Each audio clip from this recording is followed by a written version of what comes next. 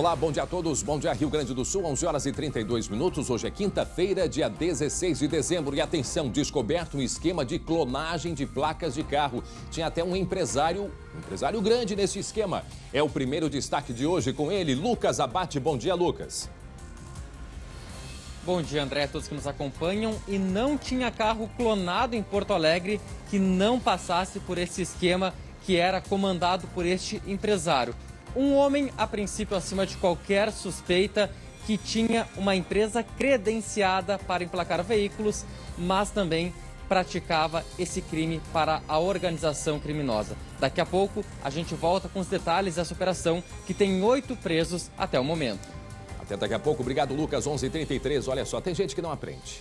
Um bar aqui no interior do nosso estado foi interditado depois de um show pirotécnico. Glauco Paza. Bom dia, Glauco. Tudo bem, André? Bom dia a todos. Pois é, não aprendem mesmo. Ainda mais nesse momento que se fala tanto da questão da Kiss, até pelo julgamento, né? Pois continua acontecendo e esse local foi fechado. Mas qual é a explicação? Afinal de contas, as pessoas não aprendem. Por quê, André? Daqui a pouco a gente fala. Até já. Muito bem, 11h33. E atenção, novidades nos casos das execuções que aconteceram aqui em Porto Alegre nos últimos dias. O destaque é com ele. Guilherme Roquete, bom dia, Gui. Bom dia, André. Bom dia para todo mundo. Pois então, uma mulher suspeita de participar da execução do Clademir da Silveira, lá no dia 8 de dezembro, ela foi presa. E esse caso, André, gerou muita repercussão, porque ele deixou uma mulher que não tinha absolutamente nada a ver com a história, internada em estado grave no Hospital Cristo Redentor. Então, daqui a pouco, o delegado Luiz Firmino, que investiga esse caso, vai nos contar toda essa história ao vivo aqui no SBT Rio Grande. Até já, obrigado, Guilherme. 11h34, o SBT Rio Grande, a sua companhia na hora do almoço já está no ar.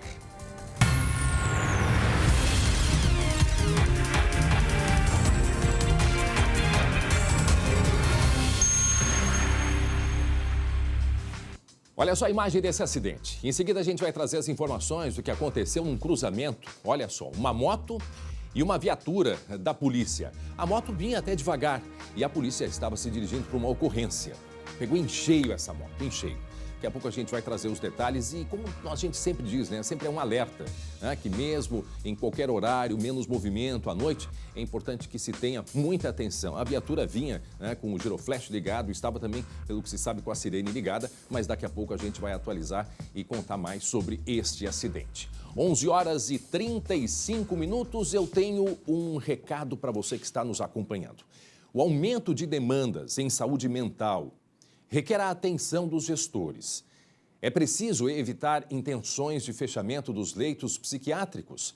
É necessário estabelecer estruturas cabíveis ao atendimento, possibilitar o trabalho e valorização aos médicos desta especialidade. Estimulamos a consciência e a conscientização sobre este tema e lançamos a campanha Loucura é a falta de assistência psiquiátrica no Rio Grande do Sul.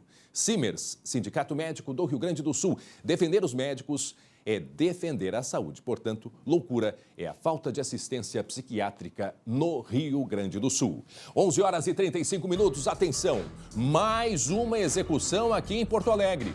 Um ataque a tiros que aconteceu na zona norte da capital. O Glauco vai trazer os detalhes, né, Glauco? Isso mesmo, André. Infelizmente, mas fazer o quê? A gente tem que falar, foi no final da noite desta quarta-feira, na rua Carmelita Gripe, bairro Parque dos Maias, como você falou, na zona norte de Porto Alegre. Um homem morreu e as primeiras informações apontam que 2 outros homens começaram a efetuar os disparos contra esta caminhonete aí, este carro Renegade, né? Em que estava uma pessoa dentro que acabou sendo assassinada com 4 tiros. Foi por volta das 22 horas, a polícia aí, você vê, acompanhando, que deu a assistência logo em seguida, mas, olha, os tiros foram realmente fulminantes, dando realmente o sinal de que era execução, André. Que coisa, né? Que coisa, porque a gente, nos últimos 10 dias, eu acho, da semana passada para cá, né? 7 a 10 dias, nós tivemos pelo menos 3 execuções aqui em Porto Alegre e uma no Vale dos Sinos, que a gente mostrou aqui também, Glauco. Nós tivemos aquele caso lá na zona norte de Porto Alegre, bairro Sarandi. Este senhor que estava com a esposa, a filha pequena, foi alvejado, foram pelo menos 80 tiros, isso no início da tarde. No início da tarde, a gente percebe os homens se aproximando, dois homens, né? 2 ou 3 homens que se aproximam, 3. Aí eles entram num carro, fogem, batem com este carro branco, tentam abordar uma mulher que estava num outro veículo passando pelo local, que não tinha nada a ver com a história. Ela estava no carro dirigindo e tinha junto o filho e um amigo do filho. Pois essa senhora foi abordada, eles atiraram contra ela, ela seguiu dirigindo até o Hospital Cristo Redentor quando foi atendida e se recupera. Dias depois, teve uma outra execução, né, aqui em Porto Alegre, Zona Norte. Lembra? A gente mostrou, 8h40 da manhã, este carro preto que se aproxima e ataca um veículo de um desafeto que estava indo para receber um atendimento médico. É um complexo aí de hotel, de consultórios médicos. É uma zona nobre ali de Porto Alegre e as pessoas todas, Glauco, no meio disso tudo, né? Então esse é o segundo. Teve um em São Leopoldo, que nós mostramos aqui, mas aí, agora, ontem, como disse o Glauco, aconteceu mais um ataque, uma execução aqui em Porto Alegre. Glauco, a gente está entrando em contato com o delegado Luiz Firmino. Ele já está na linha, o delegado? Delegado Firmino, o senhor me escuta bem? Bom dia, obrigado por nos atender, delegado. Bom dia a todos aí, sim, escuto. Bom, delegado, nós falávamos aqui, recuperamos pelo menos 2 histórias que tivemos nos últimos dias de execuções, bairro Sarandi, aqui na Zona Norte também, próximo ao Centro Clínico de Atendimento, e tivemos este de ontem. Dá para se fazer alguma relação entre essas 3 execuções, delegado Luiz Firmino? Não, a princípio não. A princípio não tem nenhum indício de que elas estejam interligadas. Mas dá para dizer, delegado, bom dia, aqui é Glauco da redação, que tem relação direta com o tráfico de drogas, por exemplo? Bom dia, Glauco. Sim, sem dúvida alguma. Tá? Tanto a do dia 8, ali no Sarandi, como a do de anteontem, ali próximo ali Carlos Gomes ali. Ao hospital ali, Mãe de Deus ali, sim. Né? As duas, com certeza, o motivo é a disputa, né, pelo tráfico de drogas. E alguma razão específica, delegado Firmino, nessa época? Tem alguma relação com o final de ano? O que a polícia consegue perceber do porquê estas tão próximas, né, essas execuções aí num período tão curto de tempo? Olha, eu vou lhe dizer assim, algo, uma percepção empírica, tá, minha. De que sim, vai chegando próximo ao final do ano, não sei exatamente porquê, mas existe, né, um certo aumento ali desse tipo de crime. Me parece que os criminosos procuram resolver os seus problemas ali antes de virar o ano, enfim. Eu não tenho nenhum dado técnico, mas como eu falei ali, uma percepção minha, né, do dia a dia mesmo, da rotina dos anos anteriores, vai se aproximando ali essas festas de final de ano, dá a impressão de que eles procuram acertar, né, digamos assim, entre aspas, as suas contas. Delegado, me dê uma informação. A gente sabe que uma mulher foi presa na Zona Norte de Porto Alegre, eu acho que foi ontem, inclusive. Qual é a relação dela, se é que ela tem relação com este crime, com aquele da Carlos Gomes? Sim, essa mulher de 32 anos que foi presa ontem por nós aqui, pelos agentes aqui da 3ª Delegacia de Homicídios de Porto Alegre, é referente ao caso do dia 8, né, que a vítima é o Claudemir da Silveira. Lá no Sarandi. Sim. O Sarandi, o ex-chefe ali do tráfico da Vila Nazaré. Tá? Essa mulher, ela é esposa de um outro investigado, tá? Que nós também estamos à procura dele, e ele já estou dizendo isso abertamente porque ele já sabe que a gente está à procura dele, né? Enfim, e que é um dos atiradores. Ela é esposa de um dos atiradores, né, que utilizaram o veículo. Ela, logo em seguida ao crime, ela tentou atrapalhar ali as investigações e registrou uma ocorrência numa delegacia distante, né, dizendo que o carro havia sido furtado em determinado local, em determinada determinado horário. O carro branco. A gente já sabe que é falso. O carro usado no crime ali, delegado. O carro usado no crime. O carro usado no crime, a gente conseguiu identificar o proprietário. O proprietário, ele é suspeito de ser um dos atiradores, um dos 3 atiradores ali. E essa mulher agora a gente vai aprofundar, inclusive, a investigação para saber exatamente qual a participação dela ali, se foi só esse auxílio ali, se teve um auxílio na fuga, se teve um auxílio na preparação também do ato ali, no momento da execução, né, enfim. Porque quando teve o acidente, esse carro branco, logo em seguida ele se envolveu num acidente e eles tentaram abordar uma senhora, inclusive atiraram contra ela. Ela foi dirigindo até o Hospital Cristo Redentor. Nesse acidente, algum deles ficou ferido, porque a partir do momento eles fugiram. Se tentaram abordar alguém é porque não tinha algum apoio, né? Eu não sei se eles fugiram a pé mesmo, não sei o que a polícia tem de informação, porque eles identificados foram, né, delegado? Sim, eles fugiram a pé. Eles tentaram abordar um veículo, não conseguiram. Tentaram um segundo veículo, que é dessa senhora. E essa senhora, no susto, acabou desviando deles. E eles, de maneira covarde, atiraram, né, contra ela. Ela ficou... ela está internada ainda. Tá? Ainda o estado, né, é grave, inspira cuidados, embora ela já tenha saído, né, da UTI, mas ela levou um tiro no rosto, né, na face, e um outro no peito, que se alojou, o projetil, a bala se alojou ao lado da coluna cervical, ou seja, extremamente grave, né? E pela região onde dispararam, eles queriam, né, de fato ali acertar ela, matar, né, enfim, em razão dela ter desviado ali deles, ou seja, por isso que eu digo de uma maneira extremamente covarde, como normalmente eles são. E chama a atenção que essas 3 execuções na zona norte da capital, né, delegado? Não, a de anteontem não, né? De anteontem foi ali na Carlos Gomes, mais Gomes, né? Assim, mas mais distante ali de onde nós costumamos atuar na zona norte. Mas tem alguma relação, por exemplo, na cidade, no mapa da cidade da criminalidade? Como eu falei assim, esses dois fatos, né, até o momento não tem relação. Não há nenhum indício até o momento, né, que aponte uma relação entre os dois. Muito pelo contrário. Tá? O que nós já apuramos aqui em relação à execução do dia 8, lá no Sarandi, indica que não tem a ver com o caso ali do traficante que foi morto ali próximo a Carlos Gomes. Certo. Bom, acho que era isso, delegado. Não sei se o senhor teria mais alguma colocação para fazer, para a gente encerrar, agradecendo ao senhor por ter participado e esclarecido algumas coisas a respeito, né, de mais essa execução. Mais alguma colocação, delegado Luiz Firmino?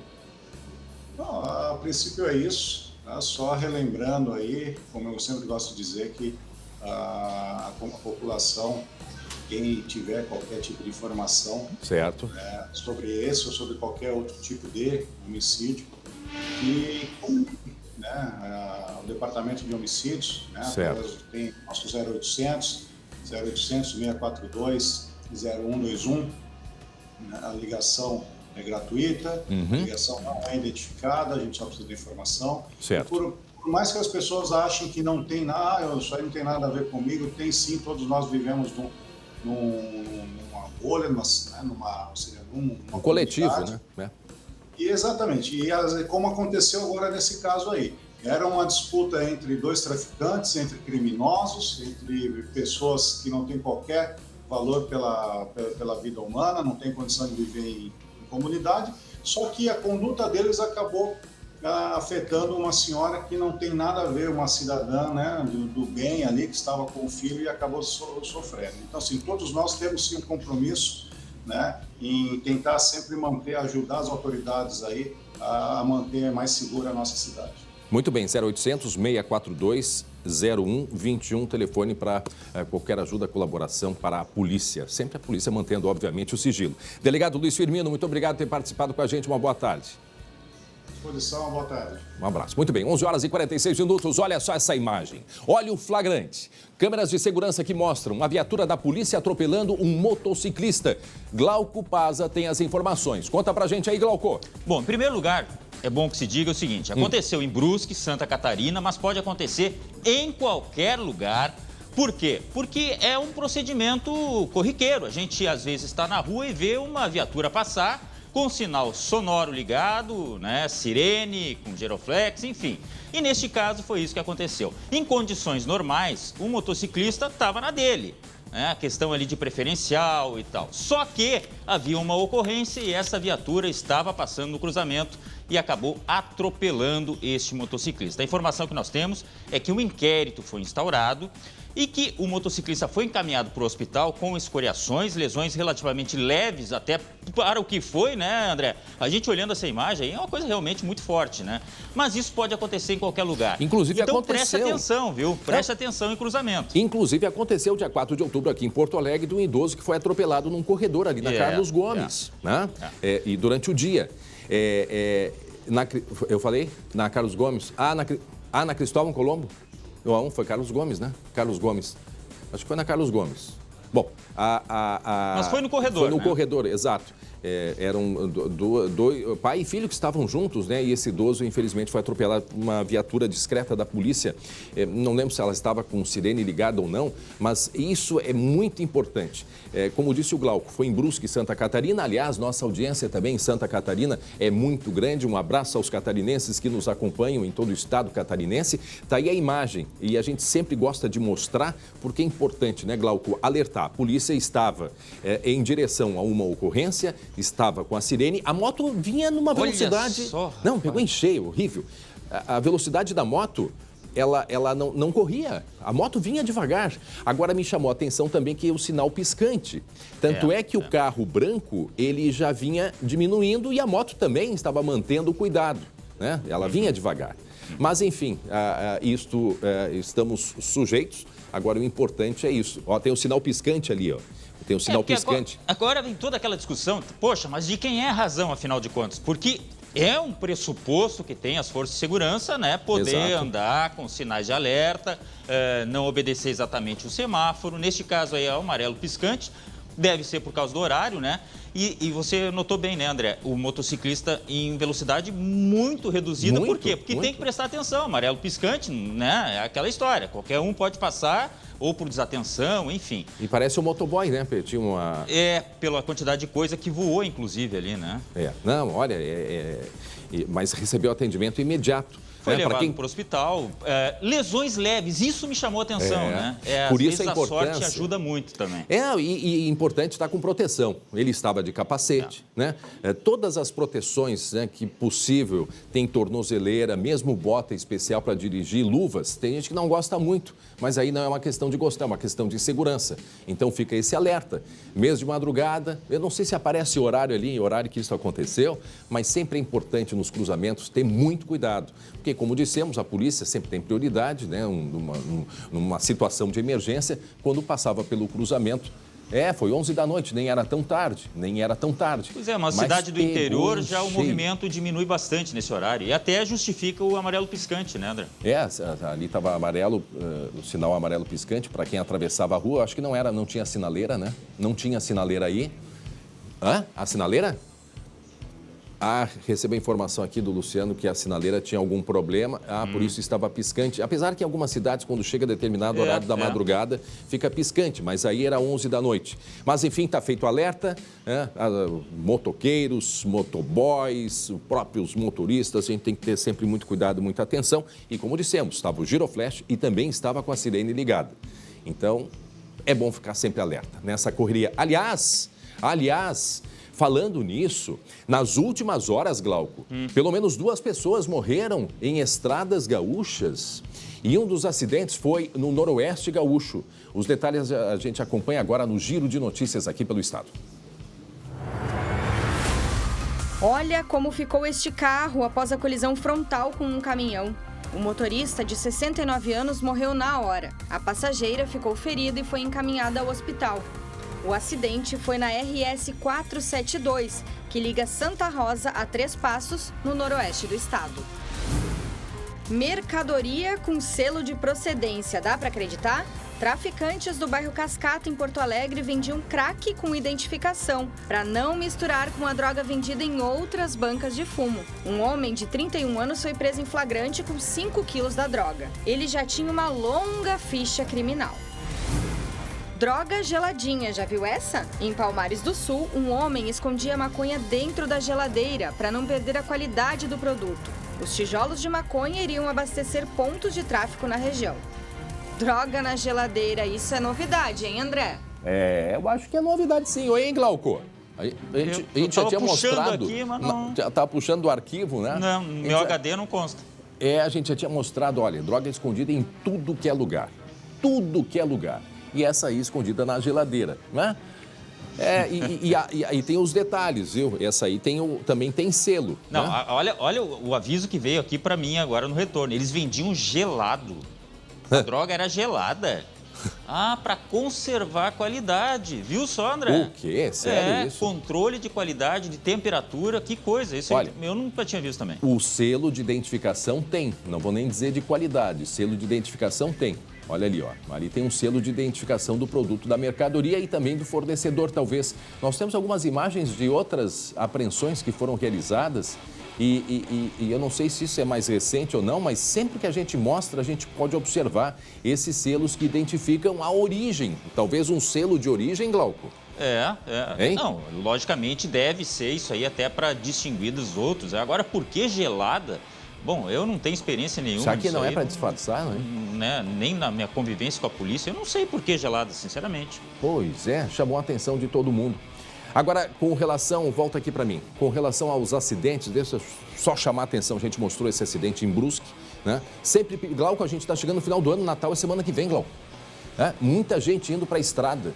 As condições das rodovias, sabemos, todo mundo sabe das condições e por isso o motorista tem que ter muita atenção. Essas 2 mortes, muitos acidentes com veículos batendo de frente, ou seja, ultrapassagens, a própria condição às vezes das estradas. Então, o pedido que a gente faz para motoristas, para as pessoas que vão pegar o carro para viajar, por favor, não estrague o final de ano de todos nós, de todos vocês, por favor, tenham muita atenção, tenham muito cuidado, paciência. As nossas rodovias, nem todas têm pista dupla que permite ultrapassagens com facilidade. Então é importante que o motorista tenha muito cuidado. Essa rodovia aí que a gente mostrou desse acidente, desta morte, percebe-se que olha o desnível no acostamento. Para aí a imagem. É um degrau que tem.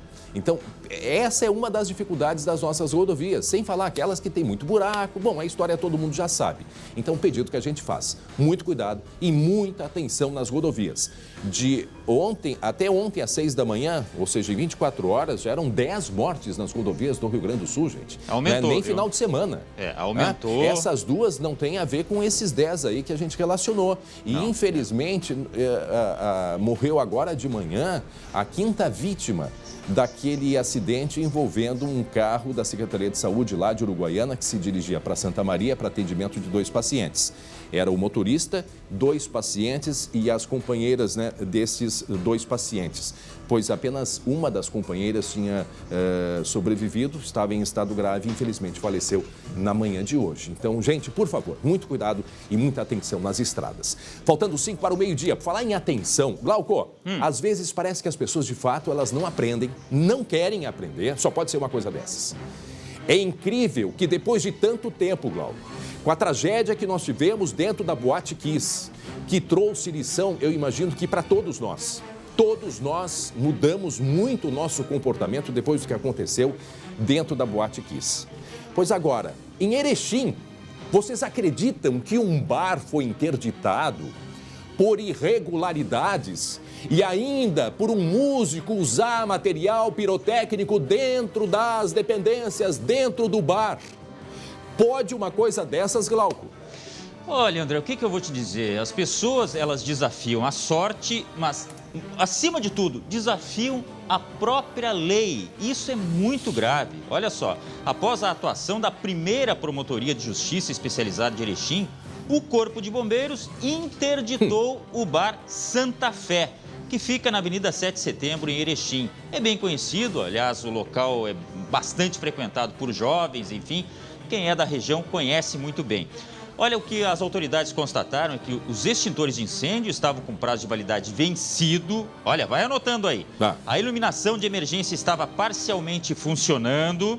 Não havia pessoas com treinamento de brigadista e, além disso, foi utilizado recentemente este material pirotécnico aí, né, neste show de um músico que se apresentava no local. Você faz alguma relação com alguma coisa que a gente tem conhecimento aí, André? Olha, a gente pode fazer uma relação com a irresponsabilidade. Tá? Irresponsabilidade. Nós até tentamos contato com os proprietários do bar para conversar, tem esse espaço deles, mas infelizmente não nos atenderam, mas o espaço ele continua. Tem coisas que já nem cabem mais, Glauco. Tá? Se é frio, se é indoor ou não, esse artefato pirotécnico aí, já nem se cabe mais e até em respeito a tudo que aconteceu. No momento que a gente recém passou ainda por cima, pelo julgamento, e aí a gente olha na lista, extintor com problema, iluminação de emergência com problema, não treinamento das pessoas que estão trabalhando no bar e ainda o show pirotécnico. Quer dizer, é a receita para que aconteça o quê? Mais uma tragédia, Glauco? É uma loucura isso aí. Não falamos de espuma, tá? Não falamos de espuma, mas todo o resto aqui é aquela lista que a gente sabe que é fadada a dar problema, né, André? Não, e assim, é uma questão de respeito, sabe? Chega num momento que esse tipo de comportamento, de show pirotécnico em ambiente fechado é algo que, não sei, pode ser que eu até esteja errado, Glauco, mas é algo que eu não consigo mais ver com bons olhos, sabe? Algo que, por tudo que aconteceu... Não dá para buscar de outra forma a diversão. Poxa, tem até drink com foguinho. Para que isso aí? Eu pergunto, para quê? Pois é, mas você substitui o fogo por, então, alguma iluminação, sabe? Isso. Gelo seco, sei lá, qualquer coisa. Só que não é a receita, como disse, né, o Glauco, não é apenas o show pirotécnico, né? É o conjunto da Mais obra. que isso, problema de extintor, de iluminação de emergência, falta de treinamento aos brigadistas e aí também esse show pirotécnico. Como eu disse, Glauco, eu tenho certeza que todo mundo parou e pensou desde o que aconteceu dentro da Boate Kiss. Né? Claro. Isso nas nossas casas, nas nossas relações, a preocupação, né, com o próximo. Você convida alguém para sua casa, você já tem um outro olhar também. Eu não tenho dúvida disso. As pessoas, as empresas mudaram muito o comportamento também, com treinamento, inclusive, né, seus próprios profissionais. Então, quer dizer, é uma mudança de cultura que aconteceu depois do incêndio da Boate Kiss e agora, então, este bar interditado. O que me faz pensar, será que quantos outros podem estar funcionando da mesma maneira? E aí a gente entra naquela questão. Não é só a fiscalização, sim, tem que ter a fiscalização, obviamente, mas a conscientização, a consciência de quem tem a responsabilidade e manter um local com segurança, né, Glauco? Sem dúvida. Agora você falou em conscientização e a gente está aqui lembrando a legislação que mudou. Nós fomos atrás da palavra do promotor, né, que está por dentro de tudo isso. A ação da promotoria foi muito intensa. Vamos ouvir o que o promotor lá de Erechim falou a respeito desse caso.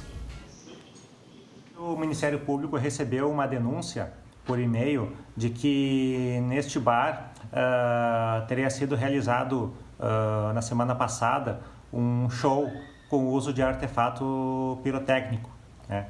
Então, fato inclusive que teria sido publicado na página do Instagram desse bar. Então, em razão disso, o Ministério Público solicitou ao Corpo de Bombeiros, né, uma vistoria no local e a adoção das medidas legais cabíveis, né?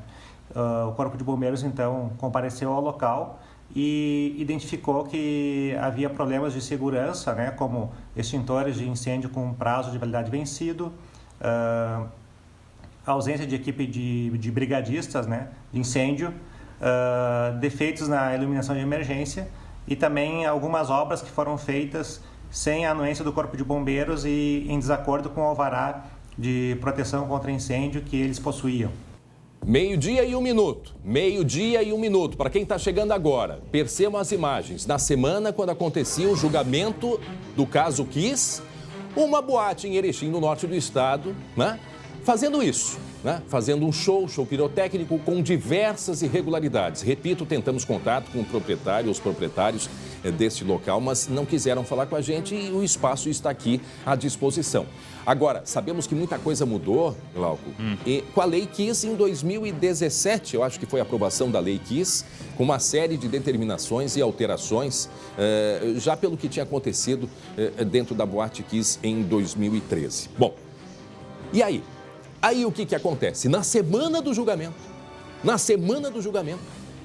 se repete o que provocou o incêndio dentro da boate, um show pirotécnico. Ah, André, mas era indoor. Ah, mas era não sei o quê. Bom, só que é o seguinte, são diversas irregularidades constatadas pelo Corpo de Bombeiros, pela fiscalização, problema no extintor, falta de treinamento. Isso já baseado na Lei Kiss. Na Lei Kiss, que é a Lei de Combate a Incêndios, valendo em todo o Rio Grande do Sul. Então, assim, chega a ser algo que é muito triste de ver, muito triste. Como que as pessoas têm coragem ainda, eu digo pessoas, o proprietário não sabia, pois agora já deveria saber. Já deveria saber, vai contratar uma banda, já vai o questionamento. O que faz, o que não faz, o que precisa, o que não sei o quê, tem que se fazer assim. Vai fazer um show? Bom, eu nem sei se esse tipo de show, dentro da Lei Kiss, ele é permitido. Certamente, o que não é frio não é permitido, porque tem uns especiais. Agora, é necessário isso, Glauco? Na semana de que se julga o caso Kiss, acontece isto dentro de uma boate no norte do estado. E aí a pergunta, será que é só lá que está acontecendo ou que aconteceu isto? É a pergunta que fica, Glauco. É uma questão assim, a lei PPCI mudou tanto, só que a cabeça de muitas pessoas ficou lá em 2000, 2002, 2003, 2005, enfim. Tem mais um trecho do promotor para ele nos contar mais a respeito desse problema que a gente imagina não seja exclusivo de Erechim, mas que agora está constatado aí, inclusive, nesta imagem. Vamos ver o que ele disse. O Corpo de Bombeiros, em vistoria ao local, ao conversar com a proprietária, esta não soube dizer exatamente as características desse equipamento, inclusive não possuía nenhuma documentação sobre o equipamento. Que nesse momento aí, na semana passada que foi julgado o caso da Boate Kiss, justamente na mesma semana, a utilização desse tipo de equipamento dentro das casas noturnas representa uma falta de empatia, de compaixão em razão dos fatos gravíssimos que aconteceram lá em Santa Maria. Disse tudo o promotor, né? A gente tem ouvido muito esse termo empatia, que é se colocar no lugar do outro, ou a tentativa de se colocar no lugar do outro. Eu sempre digo, é muito difícil tu te colocar no lugar do outro. A gente tenta, eu uso também sensibilidade. Exato. Sensibilidade. Não, e assim, uma maior tranquilidade ali. Quer dizer, o músico que fez aquela brincadeira ali, mas nem preocupado com alguma coisa. O pessoal dançando e gravando e tudo mais, E não era a única questão regular. Bom, proprietários que não sabia, Diz que não sabia que ia ser usado algo assim. Se não sabia, deveria saber, Deveria saber. Mas, tirando essa questão aí desse show pirotécnico, porque era frio, bom, outras irregularidades constatadas pelo Corpo de Bombeiros, como disse o Glauco. Falta de extintor, saída luminosa da saída de emergência, o treinamento, Mas as obras, foram feitas obras lá sem autorização, André.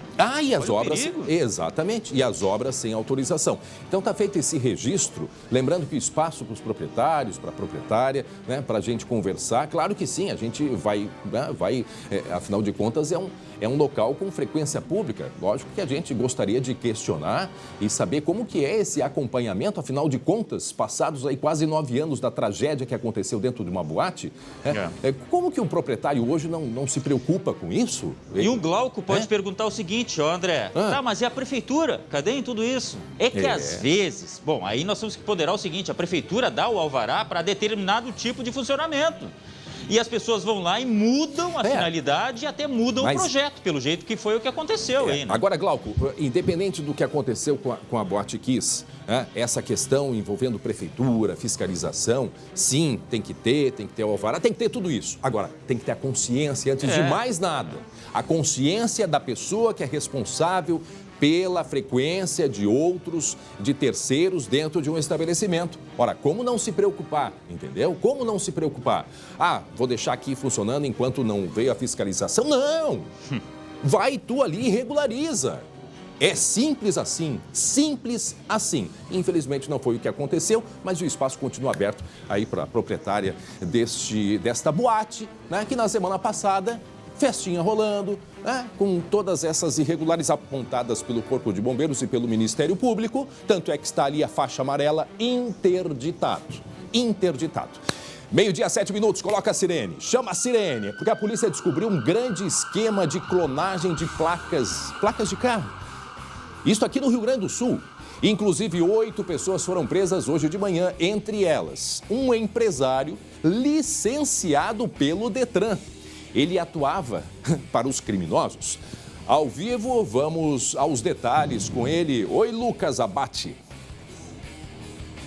Oi, André. E graças à atuação desse empresário, que era um homem até então acima de qualquer suspeita, que tinha uma empresa credenciada, licenciada com Detran para emplacar carros de verdade. No caso, a pessoa comprava um carro e emplacar, podia procurar a empresa dele, que era uma empresa quente, confiável, só que, por outro lado, ele atuava também para a criminalidade.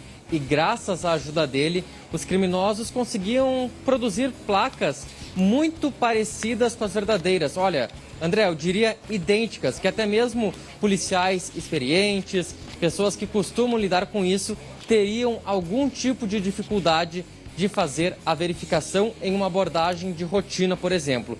Então, esse homem, esse empresário, foi um dos alvos da operação de hoje, que tem 8 presos até o momento. Mas ele, como explica o delegado Rafael Lidke, era quem tinha um papel fundamental no grupo. Vamos ouvir. Essa organização criminosa, ela teve acesso a chapas bases, né, que são as blanques, que eles chamam as placas Mercosul em branco originais, através de um empresário proprietário de uma estampadora no município de Gravataí. Ele, então, é suspeito de desviar essas chapas base em branco para a organização criminosa realizar a clonagem desses veículos roubados na capital ou na região metropolitana. Meio-dia, 9 minutos, fábrica clandestina de placas de veículos e perfeitas, né? De maneira muito perfeita se fazia esta fabricação, mas tinha uma base que era fornecida por uma empresa licenciada do Detran, Lucas Abate. E um fato curioso, André, sobre esse empresário é que há 21 anos, no ano 2000, ele foi preso por envolvimento em clonagem. Depois foi solto, passou esse período todo aí trabalhando, supostamente de forma honesta, sem qualquer tipo de vínculo. E agora, 21 anos depois, ele volta a ser alvo de uma operação da polícia por envolvimento com esse grupo criminoso. Essas placas, André, principalmente a do Mercosul, que vieram até para trazer mais segurança, mais confiabilidade para esse setor de emplacamento dos veículos, ele dava aquela base, a parte branca que tem atrás da placa, que tem poucas empresas têm acesso, é de acesso bastante restrito, não é muito fácil de se conseguir, mas ele, por ser licenciado, tinha acesso a isso, fornecia, e as empresas conseguiam fazer, essas fábricas falsas, na verdade, conseguiam produzir as placas. Só que, André, tem um outro detalhezinho curioso aí, que é o envolvimento de um funcionário daquele Centro de Registro de Veículo Automotor, o CRVA. Vamos ouvir o que o delegado diz.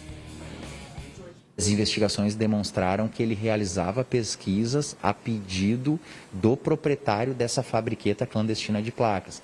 Então, a quadrilha roubava um carro em Porto Alegre, à mão armada, solicitava uma placa de um veículo com características idênticas ou similares.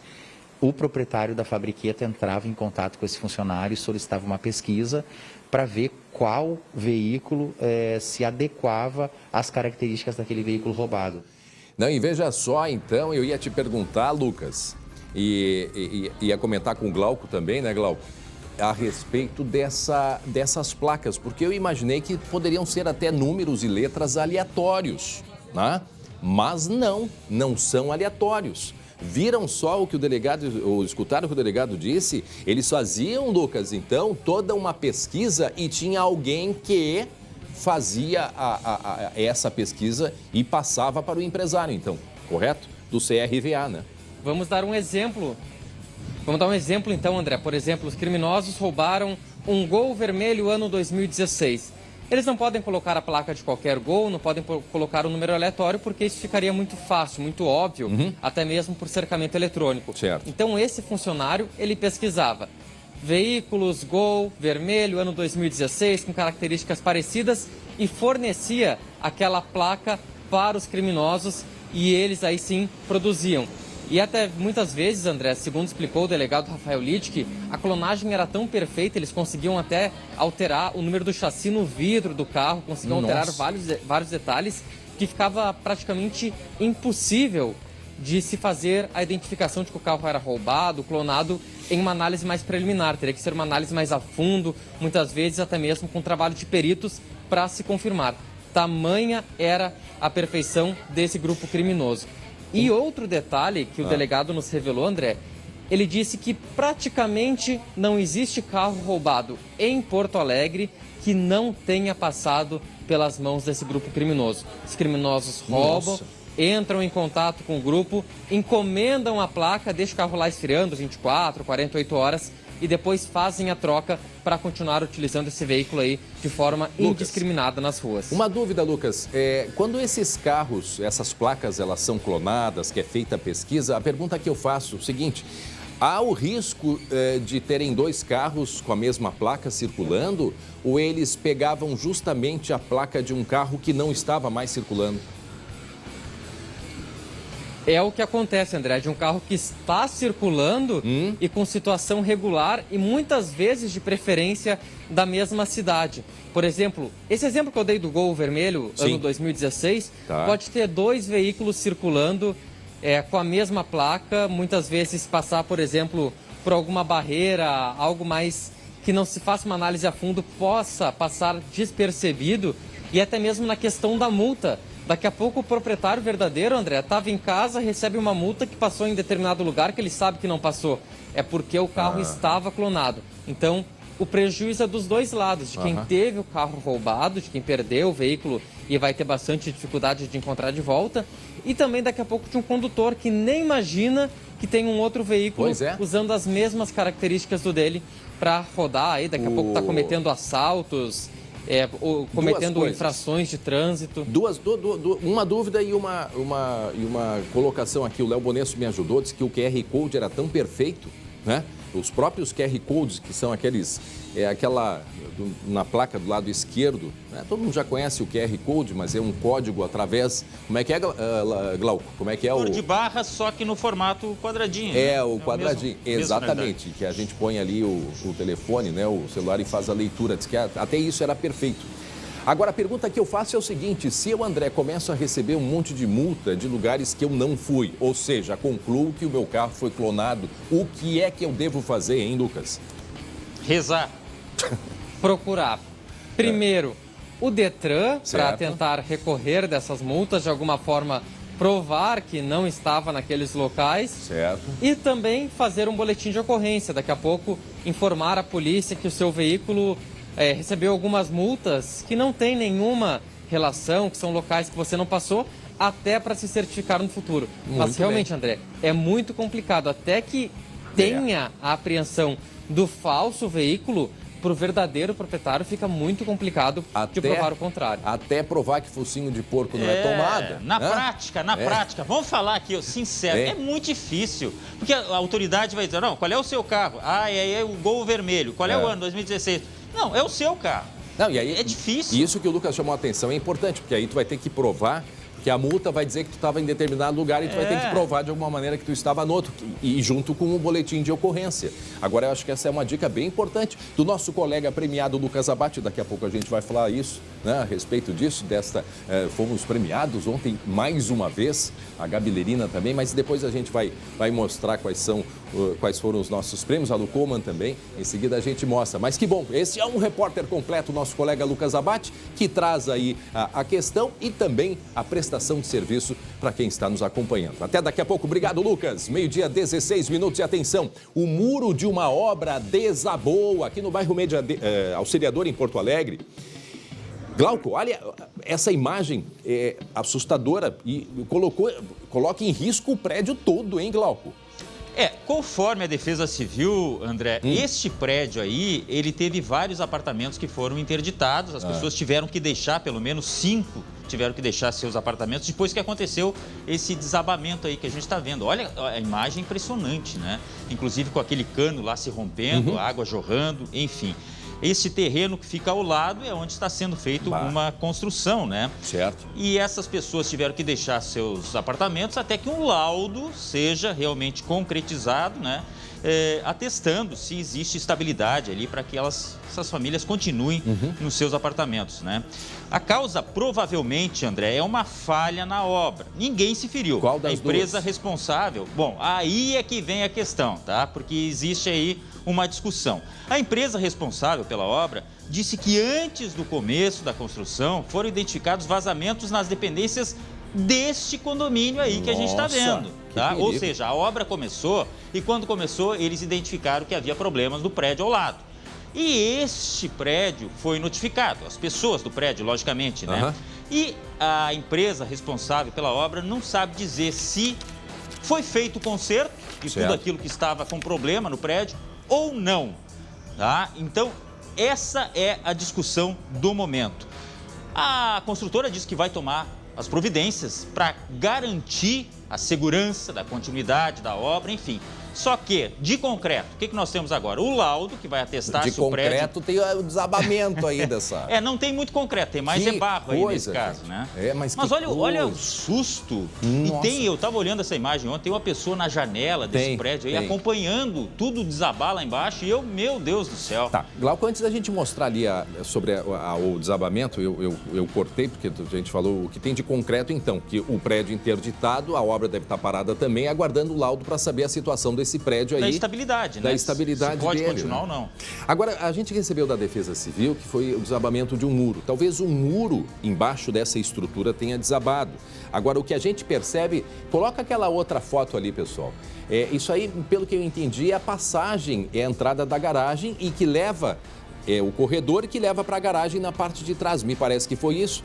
Porque aí a gente visivelmente percebe que é entrada de carro. Então deve ter sido o muro embaixo que desabou e levou tudo junto, porque aquelas plantas ali rente à parede do prédio, elas foram junto, né? Desabaram. Isso foi ontem, gente, ontem, início da tarde. Isso aqui em Porto Alegre. O que faz, né? Levanta aí um alerta para todas as obras que a gente vê por aí, do lado de prédios, que é um alerta importante, ó, viram? Percebam que as plantas, aquelas todas foram junto. E ainda bem que ninguém ficou ferido, Glauco. Ainda bem que ninguém ficou ferido. Ó, para aí a imagem, para aí. Olha ali, é uma garagem mesmo. Ó. É o corredor que leva para a parte de trás. O pavimento da garagem ali que está caindo, né? Isso. E dá para ver... Logicamente, tem o sistema de encanamento embaixo, né? E talvez aí more também um dos problemas. Bom, isso é o que diz a construtora, que havia, né, uma série de consertos para ser feitos lá nesse prédio do lado e que a construtora disse que não sabe se foram feitos ou não. E tem que ver a estrutura, como é que foram as sapatas, as colunas, né, que estão aí enterradas desse prédio, qual a profundidade, isso tudo vai ter que ser investigado. Agora, e a população, os moradores do prédio, ficam onde numa situação como essa aí? Pois é. Então. Tem mais isso. Muito bem, meio-dia 20 minutos, meio-dia e 20, atenção, coloca a sirene. Coloca a sirene aqui. O cirurgião plástico Estevão Rodrigues foi denunciado pelo Ministério Público. Em novembro, nós mostramos aqui a prisão deste médico depois de denúncias de assédio sexual. Vamos conversar ao vivo com o Guilherme Roquette. Vai explicar para a gente que ele vai responder por diversos crimes, mas ele vai ser mantido em liberdade. É isso, Gui? Exatamente, André. Ele foi solto ontem, depois de 40 dias preso na penitenciária de Canoas, a Pecan. Mas o cirurgião, ele foi denunciado por pelo menos 4 crimes, André. Eu vou até te pedir licença para poder colar aqui, porque essa questão de crime é complicada para a gente não errar. Então, ó, denúncia do MP diz respeito a 4 delitos de importunação sexual, coação durante o processo e corrupção ativa de testemunha, e além de violação de dever inerente à profissão e calamidade pública. Isso porque a Prefeitura e também o próprio Ministério Público e a Polícia Civil entenderam que o espaço em que ele atuava lá atendia de forma precária a todas as vítimas, né, que acabaram virando vítimas. Segundo o Ministério Público, o doutor Estevão, ele praticava os atos libidinosos contra as vítimas no próprio consultório médico e agia sempre do mesmo jeito, pedia para que elas tirassem a roupa para que pudessem tocar nas próprias vítimas. E o que aconteceu aí nesse caso, André? Uma das vítimas, ela chegou a relatar um erro médico. O que aconteceu? Ele teria tentado colocar, então, uma prótese no seio dessa vítima, exatamente no momento, então, em que ela estava sedada, mas não estaria com uma anestesia total. E o que aconteceu? Ela acabou acordando durante o processo. Vamos ver o que nos disse essa vítima aqui em entrevista ao SBT. Quando eu acordei, ele ainda estava mexendo nessa minha mama direita. Ele estava terminando de suturar a minha mama direita. Tinha anestesista? Não tinha anestesista. Era só ele e a secretária dele. Ele não teve uma postura de médico, né? Uma semana depois eu fui para tirar os pontos da mama, que já estava na hora. E ele disse, vou tirar só alguns, não dá para tirar todos. Aí eu disse, depois eu tenho que fazer os braços, as pernas, enfim, né? Aí ele disse, e ele pegou e deu um tapa no meu bumbum. E ele disse, esse bumbum também. Aquilo naquele momento me incomodou, mas eu, tava ali toda com dor. Que isso, gente. E aí, Gui? Pois é, André, a gente chega a se constranger ouvindo esse tipo de depoimento. O Ministério Público agora chegou a dizer, inclusive, o seguinte na denúncia, que o cirurgião, ele tentou constranger uma das vítimas durante o inquérito, durante a investigação da Polícia Civil. Também. E também ofereceu, vai responder, mas não é só por isso que ele vai responder. Tem um outro detalhezinho aqui que eu vou te contar agora, olha só. Ele ofereceu, segundo a denúncia, vantagens para outra vítima, para que ela então não levasse o caso adiante. Ainda em novembro, a Secretaria Municipal de Saúde, aqui de Porto Alegre, ela suspendeu as atividades lá no consultório médico, alegando as péssimas condições em que tudo se encontrava. Havia falta de condições de higiene e, inclusive, André, falta de alvará condizente com aquela atividade que estava acontecendo lá no consultório no norte do estado. Durante a investigação policial, foi apurado que ele praticou pelo menos 11 crimes contra a dignidade sexual dessas vítimas, André. E alguns deles já prescreveram, claro, porque passou muito tempo e aí não podem mais, então, serem denunciados. Bom, e aí aguarda agora, portanto, o segmento do processo em liberdade. Aí é nas imagens, diversos objetos e preservativos e coisas que foram encontrados no consultório e, inclusive, na própria fiscalização, né, Gui, muitas coisas irregulares. Aí o momento da liberação dele ontem, né? Ele, quando foi liberado... Não, essa foi da... essa é da prisão, perdão. Prisão. Me pareceu muito parecida com a imagem da liberação dele. Mas foi liberado ontem, né? Foi liberado ontem, foi solto ontem. Sim, mas foi liberado ontem. Essa é a imagem, portanto, da prisão. Muito bem, obrigado, Guilherme. Meio-dia, 24 minutos. Gente, olha só, tem um recado muito importante. Deixa eu dizer uma coisa aqui para vocês, principalmente quem mora aqui em Porto Alegre. Você tem bons motivos para pagar o IPTU antecipado, viu? É que pagando até 4 de janeiro, o desconto chega a 8%. E o principal, ajuda a fazer uma Porto Alegre melhor. O dinheiro do IPTU, ele é muito importante para a cidade. É com esse dinheiro que a Prefeitura consegue investir em mais saúde, educação, lazer, limpeza e manutenção dos espaços públicos. Então, aproveite essa oportunidade. Você paga até 4 de janeiro e ganha 8% de desconto. E todo mundo ganha uma cidade melhor para viver. Você pode pegar sua guia em www.prefeitura.poa.br/IPTU. Pode anotar aí, que não tem erro, simples. prefeitura.poa.br/IPTU, tá? Não tem erro. IPTU em dia, cidade melhor para todos. Prefeitura de Porto Alegre, mais cidade, mais vida. E falando de IPTU, deixa eu dar uma informação. Glauco, cadê o Glauco? Coloca o Glauco aqui comigo para conversar rapidinho. Glauco, cadê o Glauco Paza? Uma observação importante sobre o IPTU em Porto Alegre.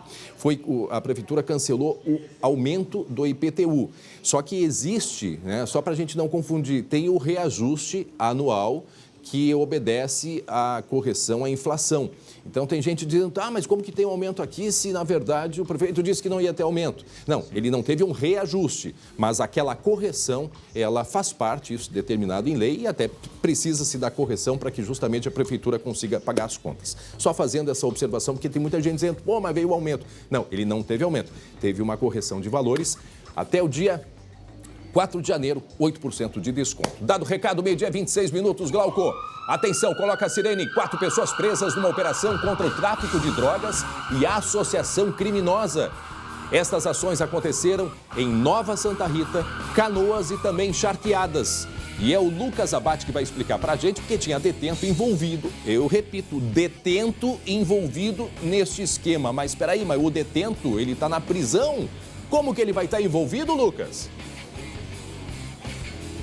André, já deixou até de ser novidade a gente falar isso aqui, que tem cumprimento de mandado dentro de cadeia, porque é praticamente todo dia quando a polícia faz alguma operação, vai até Charqueadas também, em alguns dos presídios do complexo, para cumprir mandados, porque sempre é lá de dentro que está a célula, a organização do grupo. E dessa vez não foi diferente, André. Uma quadrilha que atuava em Nova Santa Rita, na região metropolitana de Porto Alegre, e teve hoje 4 membros presos. Mas o líder, a organização, era mais uma vez de dentro do presídio, ficava lá com o celularzinho, em contato com o pessoal aqui de fora, coordenando tudo. E o que chama atenção, André, nesse caso, era o cardápio do crime. A gente tem imagem na tela aí do que era oferecido para os consumidores. Só não vai me perguntar, André, por favor, o que é cada uma dessas drogas, porque eu acho que nem os criminosos sabem. Eles misturavam de tudo, remédio de cavalo, maconha, cocaína, tudo era misturado nessas receitinhas. Olha os nomes. Ofereciam ali pelas redes sociais. E tudo com ícones. O preço, o consumidor comprava e tinha entrega por meio de motoboys. E tudo... Lê pra gente aí, André. Underground, Maserati, que é uma marca de carro, né? TikTok. iFood gringa. Que é isso, rapaz? Pub gringa. Não, olha, eles esse aí são esmerados. IKEA. Esse é o joguinho de celular, PUBG. Ah, tá. É o quê? Aquela IKEA é uma loja que eu sei que tem mas não é nem do Brasil, né? Uma loja de coisas para casa. Doce Bom, MD gringo holandês, verde e limão. Meu Deus do Desde céu. já agradeço a preferência. Hein? Pedidos abaixo de R$100 serão cobrados R$10 de teleentrega. Porque se for mais de 100, aí tá a entrega inclusa. Entendeu? É isso, Lucas? É isso, André. Se for mais de 100, não paga a taxa de teleentrega. Então vamos ouvir o que disse o delegado Mário Souza sobre essa operação. Eram organizados, inclusive tendo cardápios com as drogas que eles ofereciam. E esses cardápios eram divulgados em redes sociais e aplicativos. A pessoa escolhia a droga e depois recebia a teleentrega. Eles têm uma atuação em Nova Santa Rita e uma forte ligação com o município de Canoas. Também cumprimos ordem judicial em Charqueadas, onde um investigado é suspeito de trocar informações, dar ordens para outros investigados que estavam na rua soltos. Então, Lucas, eles centralizavam, quer dizer, eles recebiam de vários fornecedores, é isso? Eles recebiam de vários fornecedores e ali... Recebiam de vários fornecedores, certo. Mas o grupo que eles compravam mais, que eles tinham forte relação, era um grupo aqui de Canoas, que fica praticamente colado em Nova Santa Rita. São 2 cidades que ficam bem próximas uma das outras. E esse grupo de Nova Santa Rita distribuía apenas naquela região. Bom, e aí então, portanto, nessa operação, quantas pessoas presas? Lembrando que de dentro do presídio havia também atuação, né, Lucas? 4 presos até o momento, André, todos eles presos em flagrante, estavam com drogas, com arma e também com munição. Tá certo, obrigado, Lucas. Atenção, 12h30, coloca a sirene aí, porque nós vamos em seguida para o Rio de Janeiro, viu? Vamos em seguida para o Rio de Janeiro, coloca a sirene. 12h30 agora. Atenção para essa notícia que envolve todo o Brasil. Uma operação em 7 estados está de olho num grupo neonazista, tá? Uma operação em diversos estados aqui do Brasil. E esta operação, ela é coordenada pela Polícia do Rio de Janeiro, a Polícia Civil, e tem mandados cumpridos aqui no Rio Grande do Sul também, não de prisão, mas de busca e apreensão. Bom, nós vamos então agora, ao vivo, até o Rio de Janeiro. Vamos conversar com o colega, repórter Caio Alex, Caio, muito obrigado por nos atender, falando do Rio de Janeiro, e vai trazer essas informações, né? Bem-vindo ao Rio Grande do Sul. E você está onde agora? Que informações você pode nos trazer, Caio? Boa tarde. Boa tarde para você, André Har. Boa tarde a todos que acompanham o programa nesse exato momento. A nossa equipe está aqui na sede da Polícia Civil no Rio de Janeiro, a cidade da polícia. É porque foi daqui que nesta madrugada saíram os agentes da Polícia Civil, da DECAV, Delegacia da Criança e Adolescente Vítima, também o pessoal do Ministério Público, para realizar uma grande operação e cumprir 4 mandados de prisão e 30 de busca e apreensão de um grupo neonazista que vem agindo, vamos colocar assim, em todo o território nacional. Você deve lembrar, André, que há cerca de 5 meses, em Santa Catarina, houve um ataque a uma creche. Esse ataque, uma pessoa foi presa e os policiais descobriram que no telefone celular dessa pessoa que foi presa havia ligações com uma célula aqui no Rio de Janeiro de um grupo nazista. Eles pensavam em cometer outras ações desse tipo aí, extrema, também em outras cidades. Até o exato momento dos 4 mandados de prisão que foram expedidos, 4 pessoas já foram presas. Oi, André. Não, eu quero chamar a atenção, muito importante isso que tu nos traz, 12h 32 agora. Estamos com o colega Caio Alex, direto do Rio de Janeiro, nesta operação que vem acontecendo em 7 estados brasileiros. E, como disse o Caio, teve origem naquele atentado que aconteceu na cidade catarinense, aqui, estado vizinho de nós, inclusive cidade onde tem muitos gaúchos, onde aconteceram essas mortes. Piauzinho. Oi? Oi, Caio. Foi em Piauzinho. Em Pinhalzinho? Isso. Lembram daquele rapaz de 18 anos, ele que saiu do trabalho e foi cometer este crime na escola. Foram 2, uma professora e uma funcionária que morreram e pelo menos, eu acho que 3 crianças que morreram. Então, a partir deste crime, através do telefone celular deste rapaz que recém tinha completado 18 anos, é que a polícia então começou a investigar e descobriu ligações com grupos neonazistas. É isso, Caio? É isso sim, tá, André? Essas informações foram passadas para a Polícia Civil aqui no Rio de Janeiro, para a Secretaria de Estado de Polícia Civil, que imediatamente passou para a Delegacia de Proteção à Criança e Adolescente Vítima. A DECAV iniciou essa investigação e conseguiu ver aí e descobrir conversas telefônicas que chamavam a atenção, que falavam aí de cometerem agressões e atos mais severos contra negros e judeus, também contra homossexuais. Eles pensavam também em fazer ataques em outras instituições e, por isso, Ministério Público e também a Polícia Civil decidiram agir. Como eu te disse, até o exato momento, 4 mandados de prisão foram cumpridos. Você tem ideia, foi um em Campina da Lagoa, no Paraná, um em Campos dos Goitacazes, no norte fluminense. O 3º mandado de prisão foi em Valença, no sul fluminense. E a 4ª pessoa presa foi em Suzano, na região metropolitana de São Paulo.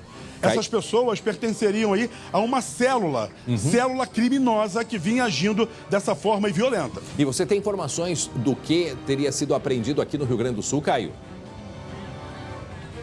Olha, aí no Rio Grande do Sul, para que você tenha uma ideia, eles apreenderam facas, entre outros objetos também, que eram utilizados por esse pessoal, desse grupo neonazista. Vale deixar claro o seguinte, tá, André? A Polícia Civil explicou o seguinte: alguns objetos que foram apreendidos, numa casa normal, elas ficariam lá, não seriam apreendidos. Só que, por serem pessoas ligadas a grupos nazistas, grupos extremistas, esses objetos foram apreendidos porque há indícios de que seriam utilizados para a prática de crimes. E o que é pior, nesse exato momento, o próprio Ministério Público e a Justiça já vinham fazendo essa investigação porque, nesse ataque que aconteceu em Santa Catarina há 5 meses, eles descobriram também que outros ataques severos aconteceriam em escolas em todo o país. Por isso, precisaram agir da forma mais rápida possível para que eles não fizessem isso. Claro que a operação continua, a investigação continua, tanto pelo Ministério Público e a Polícia Civil do Rio de Janeiro. Lembrando que as Polícias Civil de São Paulo, aí do Rio Grande do Sul, do Paraná, todo o pessoal participou desse tipo de ação, que era muito importante para evitar a ação desses criminosos. Lembrando, André, que foram 30 mandados de busca e apreensão certo, que foram cumpridos nessas 7 cidades que você falou, né? Nessas 7 capitais. Agora vem um detalhe que com certeza vai chamar a sua atenção. Desses 30 mandados de prisão, 8 era na residência de adolescentes, garotos entre 15 e 16 anos. E isso chamou a atenção, que eles teriam sido recrutados para disseminar o ódio e também poderiam agir de forma extremista.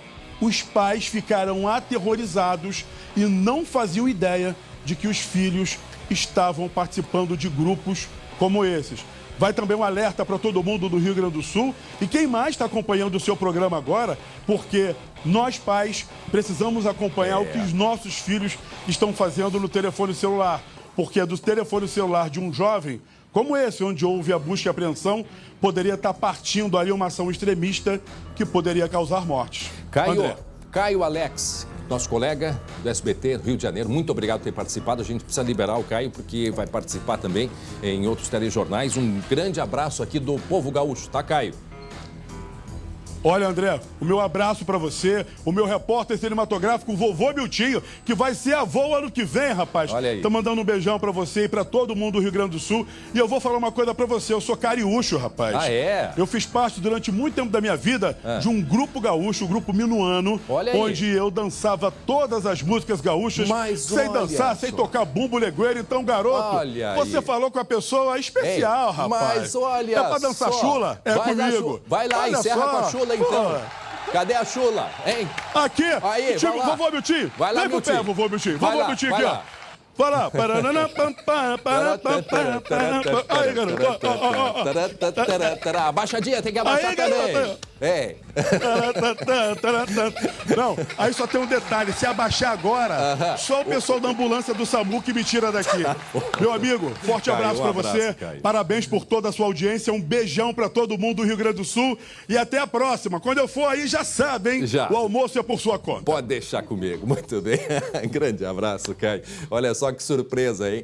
A gente falando de um assunto extremamente, né, sério. E que bom que a gente tem essa liberdade para, né, terminar o assunto sério. Bom, agora a gente vai encerrar com a chula e o nosso colega Caio Alex, né, mostrando pra gente todas essas habilidades aí. Ah, um quebra-costela pra ti. Cansou muito, Caio? Não, encerramos porque ele já tá sem ar ali. Um abraço, Caio, gente. Um abraço, olha só. Que legal. Olha lá, o coração disse, batendo o coração, ficou cansado, Caio. Mas isso aí, depois a gente volta a falar sobre essa operação. Agora, deixa eu ficar contigo aqui, ô Glauco. Fica. Porque o Natal está chegando, né? E agora a gente vai conhecer o projeto Anjas de Mãe Noel. Já ouviu esse projeto? Já ouviu? Pois é, são 900 famílias beneficiadas em uma ação muito bonita que o Fala Comunidade vai nos mostrar a partir de agora com Rafa Cavalheiro. Mostra aí. Ho, ho, ho, ho! Está chegando o Natal! E qual é a criança que nunca escreveu uma cartinha pro Papai Noel? Muitas, né? Mas muitas vezes o Papai Noel não consegue ler tantas cartas. Mas se depender do projeto Anjas de Mamãe Noel, todas elas serão lidas e atendidas. Sim! Ho, ho, ho! Papai Noel! Chegou!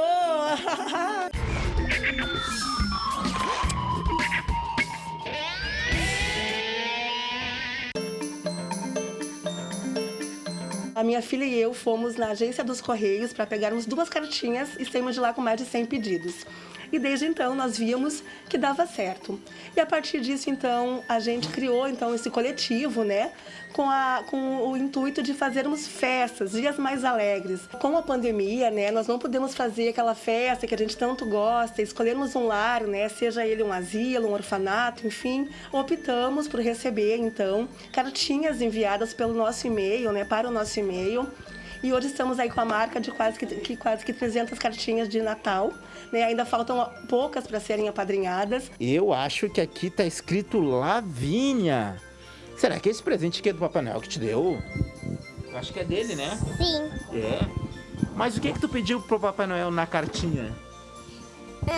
Eu pedi ter amarelo. Amarelo? Mas olha que legal, Lavínia.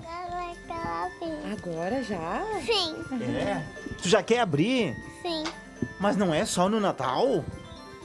E como a Lavínia não sabe escrever, ela desenhou, pessoal, e mandou pra cá. Qual é o presente que tu queria ganhar, Lavínia? Hein, Lavínia, qual era o presente que tu quer ganhar, que tu desenhou? A canha tem boneca. É, desenhou o carrinho de boneca? Esse projeto para mim foi uma luz, né, que num momento muito difícil da nossa vida, na nossa casa, sim. Na creche, eles falam muito em Papai Noel, então ela fica Papai Noel, os grandes também, né, que eles entendem, né, que é da dificuldade e tudo, mas eles também querem, né.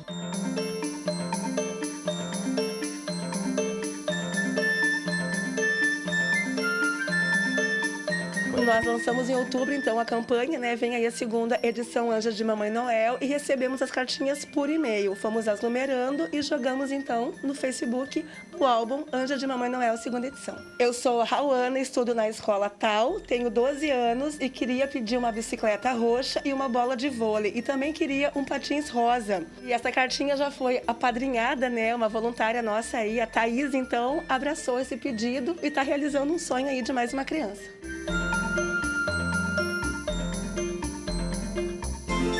A nossa ação, então, de Natal ocorre agora no próximo sábado, dia 18 de dezembro.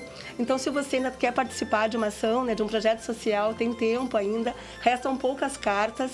E vale dizer também que, além das cartinhas de Natal, cada família vai receber uma cesta básica e outra parte da população vai estar recebendo conosco um kit ceia. Um Feliz Natal a todos, com muito carinho. Um beijo muito grande das Anjas de Batom.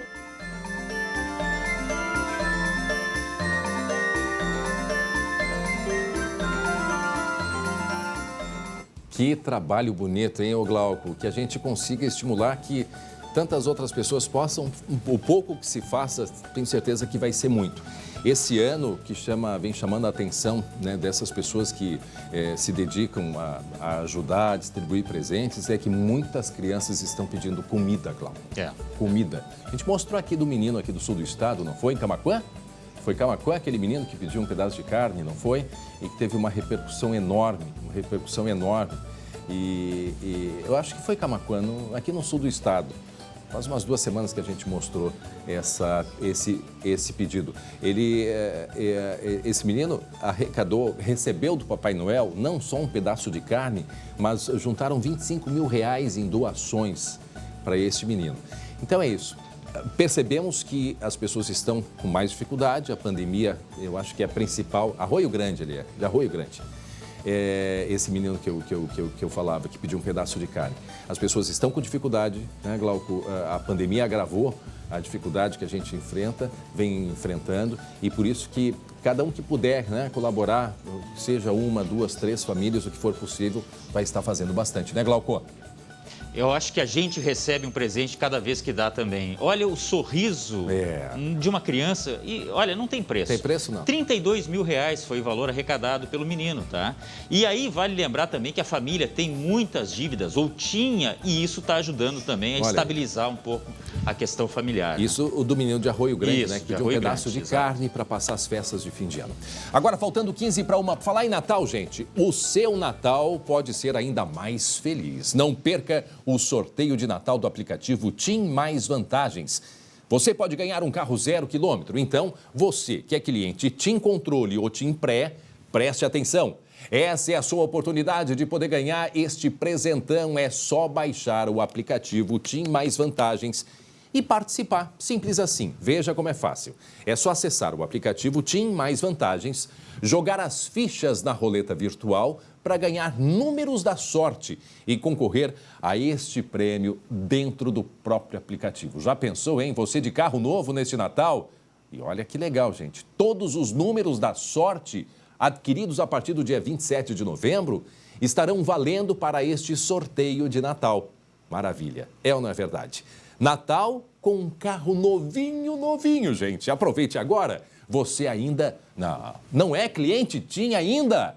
Vem para TIM e tenha um mundo de vantagens. Saiba mais em tim.com.br. TIM, imagine as possibilidades. Aí, concorra a um carro novinho. Gente, olha só que notícia boa. Como é bom a gente dar notícia assim, notícia dos nossos colegas de trabalho aqui no SBT. Porque o nosso jornalismo, o jornalismo do SBT, reconhecido e premiado. Ontem, em Porto Alegre, foram conhecidos os vencedores do Prêmio Temis, promovido pelo Tribunal de Justiça aqui do Estado.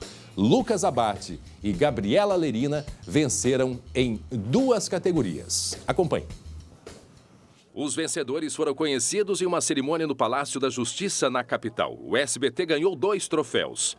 A repórter Gabriela Lerina recebeu o 3º lugar na categoria Cotidiano Jurisdicional, com a reportagem Kiss 8 anos, exibida no SBT Brasil. Os 4 réus vão à júri popular aqui em Porto Alegre. O repórter Lucas Abate também ficou com o 3º lugar, mas na categoria Proteção ao Cidadão e Inclusão Social, com a reportagem Apenado Vestibulando. Quase 60% dos presos não têm sequer o ensino fundamental concluído. É um tema que eu já acompanho há bastante tempo, que é a questão da ressocialização de presos e estar dentro de uma cadeia, dentro de uma penitenciária e saber que, de certa forma, o sistema funcionou, que um preso saiu de lá um pouquinho melhor, já é muito gratificante. O prêmio foi criado este ano com o objetivo de reconhecer o trabalho de jornalistas e também de estudantes sobre a atuação da Justiça Gaúcha. O reconhecimento do Poder Judiciário do Rio Grande do Sul, do nosso Tribunal de Justiça, àqueles que fazem história e que constroem uma grande nação, que são os jornalistas.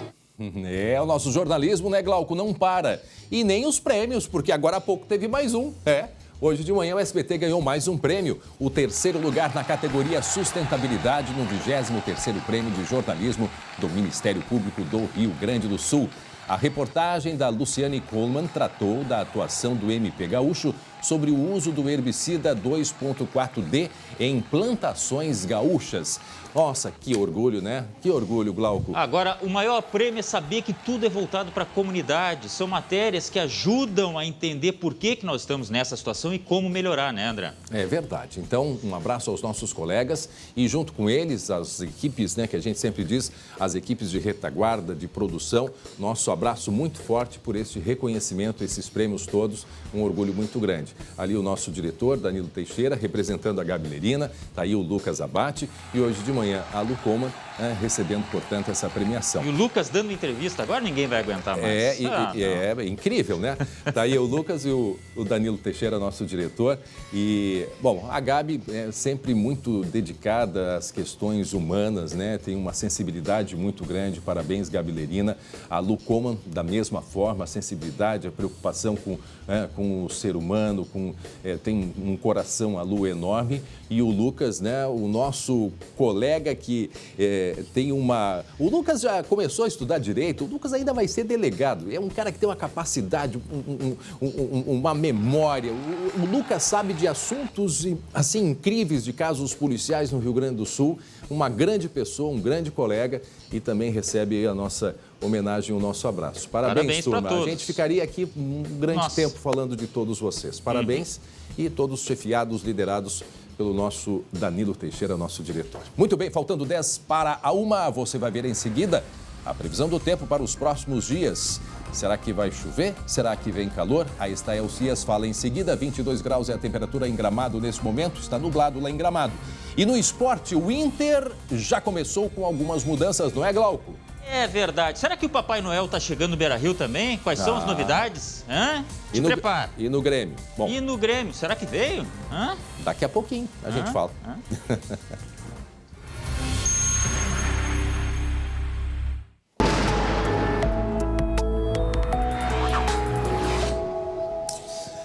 Muito bem, começamos a falar da previsão do tempo. Semana que vem é o Natal, é? E começa O verão semana que vem também. Começa o verão. Em seguida, a Estael vai explicar tudinho pra gente. Até Gramado, dá uma espiada no Lago Negro ou estamos no centro aí, o Lago Negro? A temperatura de 22 graus em Gramado, é isso? 22 graus. Está nublado em Gramado e aqui também. Na região metropolitana, toda a faixa leste, né, Estael? Exatamente, toda a faixa leste teve garoa, até teve chuva fraca agora. Quando eu estava vindo de Canoas aqui para Porto Alegre, peguei um trecho ali de uma garoa forte até. E toda a faixa leste está com essa condição. Muitas nuvens baixas, que não tem nenhum risco de tempestades, mas que traz essa possibilidade mesmo de garoa. A gente pode mostrar aqui no mapa de hoje à tarde, como é que vai ser o padrão de temperatura, porque essa nebulosidade, esse risco de garoa é só por aqui, porque lá no interior, tempo firme, com bastante calor, sol. né? Olha, 35 graus. Agora há pouco eu dei uma espiadinha, estava 30 graus já em Santa Rosa, vai aos 35, porque lá tem céu claro, tempo firme, a umidade em declínio. 29 graus em Uruguaiana, também, ó, tempo ensolarado. Santa Maria, algumas nuvens, esquenta com 31 graus. Caxias do Sul vai a 26, está um pouquinho mais no interior ali da região da Serra, então abre um pouco mais em relação a Gramado, Canela, São Francisco de Paula. Novo Hamburgo com 29 graus e Pelotas também tem nebulosidade, chance de garoa com 26 graus de temperatura na tarde de hoje. Nos próximos dias, para quem está aí planejando seu final de semana, vai às compras daqueles presentes, né, de Natal. Já comprou teu presente? Eu já. Já comprou? Organizado. Eu ainda não, ainda deixei ainda alguns pendentes. Então a gente tem a perspectiva de hoje à tarde 28 graus aqui na capital, em alguns bairros, 27 graus amanhã, porque fica esse vai e vem de nuvens, tem vento sul que acaba deixando a temperatura amena. Mas hoje é calor com aquele mormaço de ontem? Ontem estava horrível mesmo. Ou é o calor não, hoje diminui um pouco, porque o vento está um pouquinho mais de sul, sudeste, então deve ajudar na sensação térmica mais agradável. E aí, fim de semana, previsão de sol, vai dar para curtir aí a capital, aproveitar esse tempo firme. E olha, esses dias aqui, ó, sem nuvens, prestem muita atenção, que nesses dias a radiação ultravioleta fica muito alta, tem que passar filtro solar. Bom, então aí temos até o domingo temperaturas bastante altas. Bom, Estael, a gente fala agora da semana que vem. Porque vamos falar das praias, né? Das praias. Vamos falar das praias, vamos falar, fazer um serviço aí para quem está de férias, trabalhou o ano todo, quer aproveitar. Vamos começar por Capão da Canoa. Semana que vem já começamos o período aí de Natal, de né? Natal. Fim de semana vai ser... Natal semana que vem, gente. Final de semana que vem.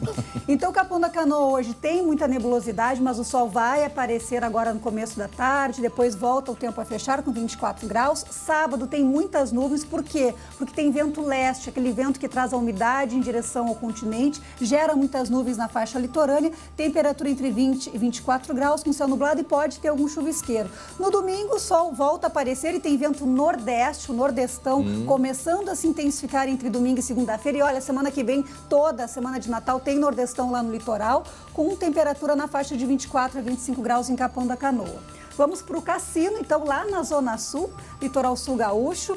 Temperatura na faixa dos 23 graus, vento sudeste, hoje aquele vento, aquela brisa, aquele vento mais gelado. Fiquei sabendo que os cassineiros, André, sempre andam com um casaquinho à mão, porque lá o vento é gelado e a água do mar também é fria por lá. Fim de semana com sol, poucas nuvens, 23 a 24 graus durante as tardes, 20 graus pela manhã. Também o vento tem essa mudança, olha, é leste amanhã, ainda trazendo umidade, passa para nordeste, esquentando mais aqui no domingo. E na segunda-feira, vento sudeste, vento um pouco mais frio, mas com tempo firme e 24 graus. Bom, Capão da Canoa, Cassino, agora vamos para Floripa. Florianópolis, para quem for dar um pulo lá nas praias catarinenses, também tem previsão aí de chuvisqueiro no sábado, hoje com sol, temperatura de 27 graus, vento sul também, aquele vento mais fresquinho, final da tarde acaba esfriando.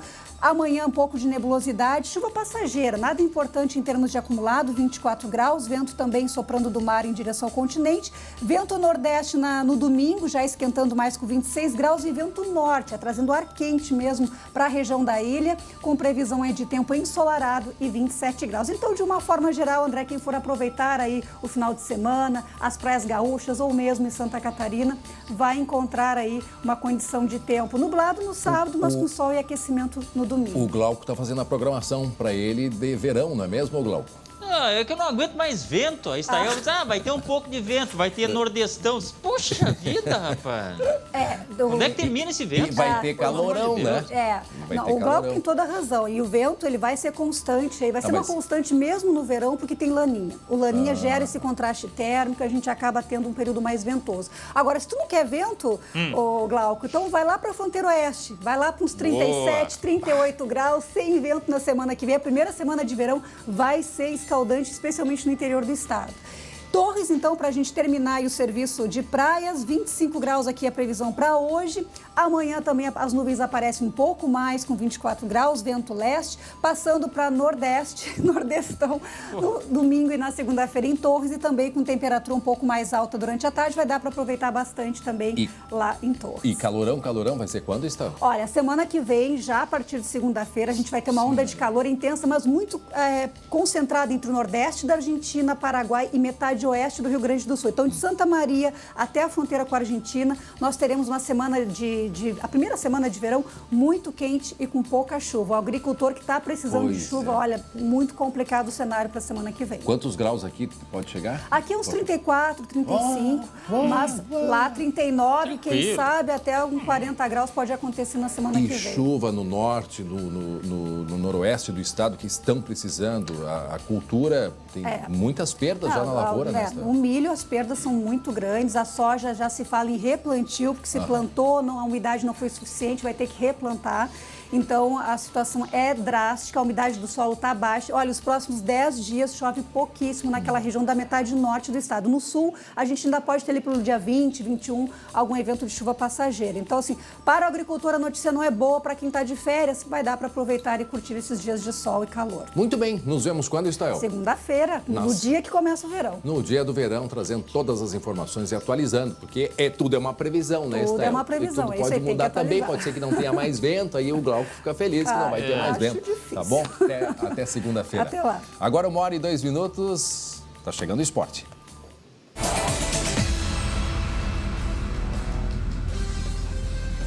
Bom, como nós falamos ontem, Diego Aguirre encerrou o ciclo como técnico do Internacional. Em seguida já entra em campo o Matheus Schenck, Glauco Pazza. Já tá o Matheus? Entra em campo o Matheus Schenck. E aí, Matheus, boa tarde. Oi, André. Oi, Glauco, boa tarde para vocês. Eu quase falei ali fora, o Glauco não quer vento, fica em casa, né? Engraçadinho. Fica em casa. Tá bom, mais simples, assim. né? Deixa eu anotar aqui. Vai ter volta. Ô, Glauco, a gente ia começar falando do Aguirre, mas vamos dar uma notícia bacana pro torcedor colorado? Opa, manda. Vitor Cuesta renovou contrato, é importante, jogador experiente, 33 anos, zagueiro que tinha... Só um pouquinho. Calma, deixa eu completar. O torcedor fica naquela, é contratação, Papai Noel chegou, aí vem, o Vitor Cuesta renovou, tá. Ué, continua. É ruim? Não, agora me diz, é ruim? Não, perto do que eu achei que era, é ruim. Pô, eu achei que o Inter estava contratando. Agora, vamos ser bem sinceros, o Inter não tem técnico, né? Como é que vai contratar jogador? Mas acho que vamos por partes, diria aquele outro. Cuesta no Inter renovando é uma boa notícia. Zagueiro experiente, jogador que tem uma qualidade muito boa com a bola nos pés, que é raro para zagueiro, né? Jogador aí que tinha o interesse do São Paulo, o Rogério Ceni tinha pedido ele para ser jogador do São Paulo, renova. Uma boa notícia, Glauco. Acho que você tá muito amargo. Tá muito amargo, Glauco. Tu tá indo na conversinha do editor-chefe. Ai, Glauco, tá azedo, tá azedo. Tá azedo mesmo. Ele não falou. Agora ele não falou nada.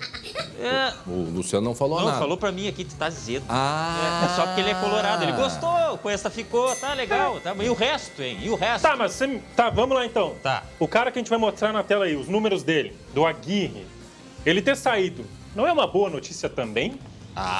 Isso é, mas eu não tinha dúvida que ele ia sair, viu?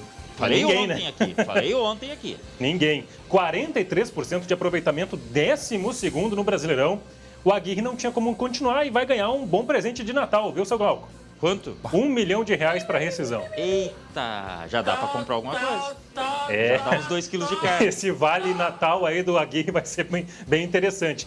E a grande dúvida agora é, quem vem? O Inter quer anunciar o novo técnico, Glauco, até amanhã. Essa é a expectativa.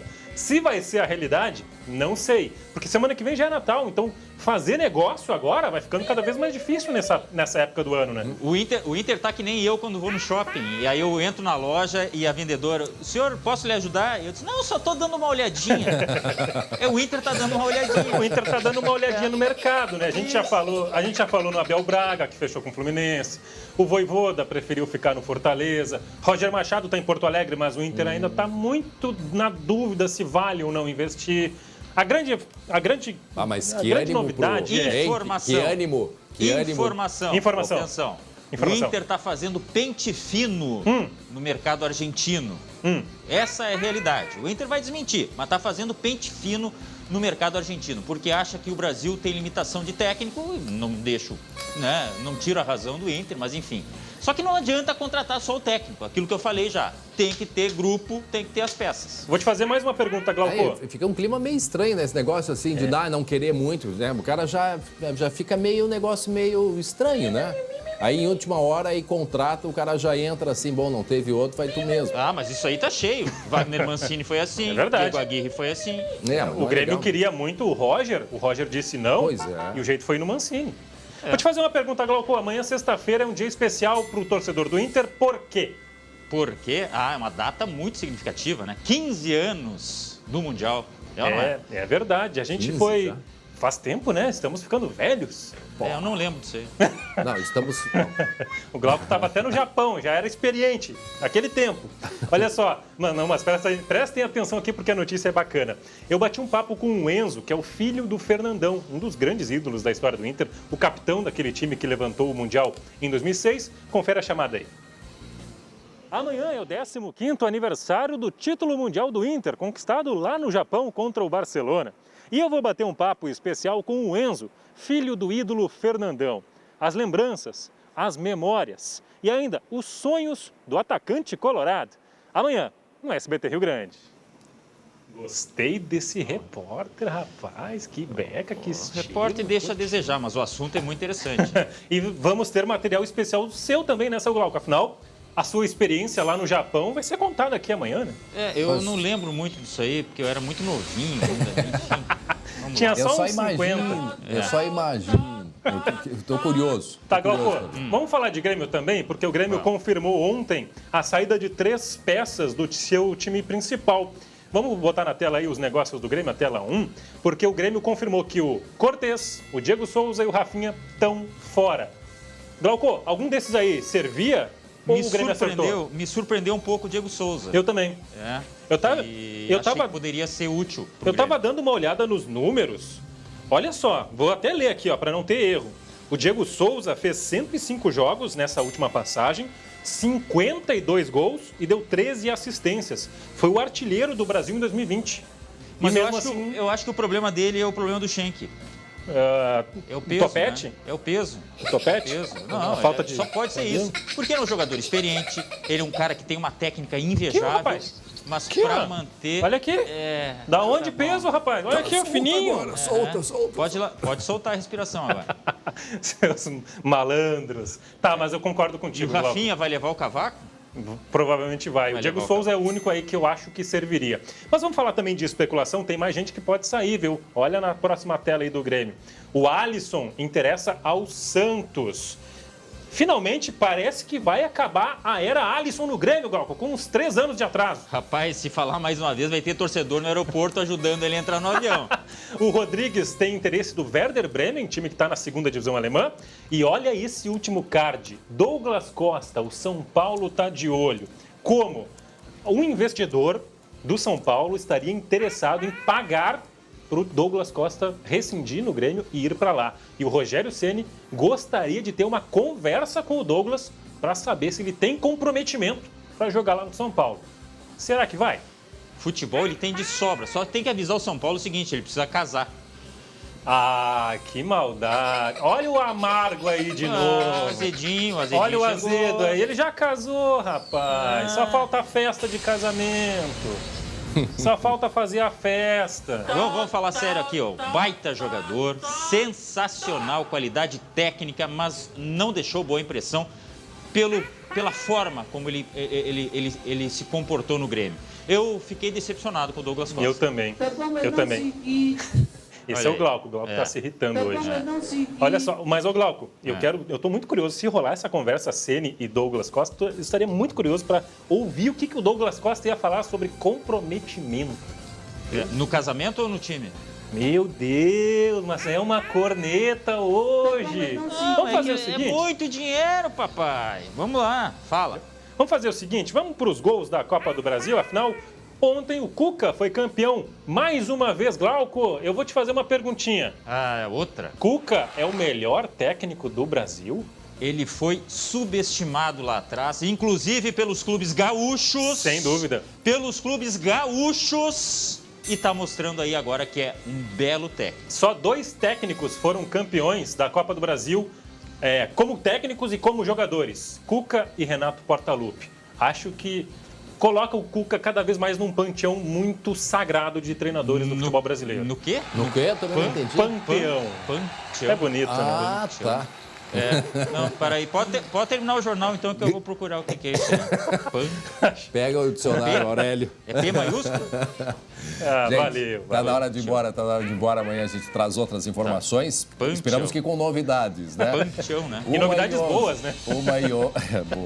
1h11, às 19h20, segunda edição. Amanhã, a partir das 11h30, tá ele procurando aí. Tchau, boa tarde. A gente vai dar uma força. Não tá nem carregando com esse nome. Pega ele faz pesquisa pela internet, Glauco. Não dá? Ai, pega. Ai, Glauco.